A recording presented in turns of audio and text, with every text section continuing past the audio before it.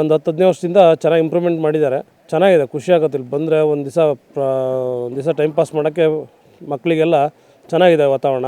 ಮತ್ತು ರಸ್ತೆ ವ್ಯವಸ್ಥೆ, ನೀರಿನ ವ್ಯವಸ್ಥೆ ಎಲ್ಲದೂ ಚೆನ್ನಾಗಿದೆ. ಉದ್ದಾಂಜನೇಯ ದೇವಸ್ಥಾನ ಇತ್ತೀಚೆಗೆ ಕೇಳ್ಪಟ್ಟೆ.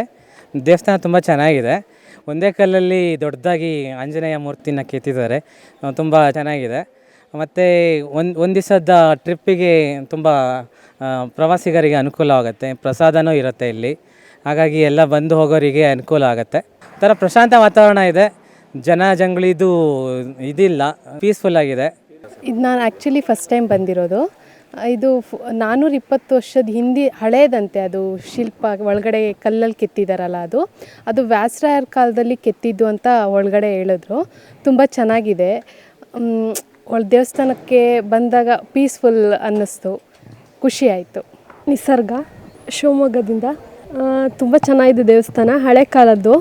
ಬಂದವರು ಹೋಗೋರಿಗೆಲ್ಲ ಹೆಲ್ಪ್ ಆಗಿದೆ ಊಟದಿಂದ. ಸನಾತನ ಸಂಸ್ಕೃತಿ, ಹಿಂದೂ ಧರ್ಮ, ಸಂಪೂರ್ಣ ಹಿಂದೂ ಧರ್ಮದ ಕುರಿತಾಗಿ ಧರ್ಮವಾಹಿನಿ ಚಾನಲ್ ವೀಕ್ಷಣೆ ಮಾಡಿ, ಸಬ್ಸ್ಕ್ರೈಬ್ ಮಾಡಿ, ಸಪೋರ್ಟ್ ಮಾಡಿ.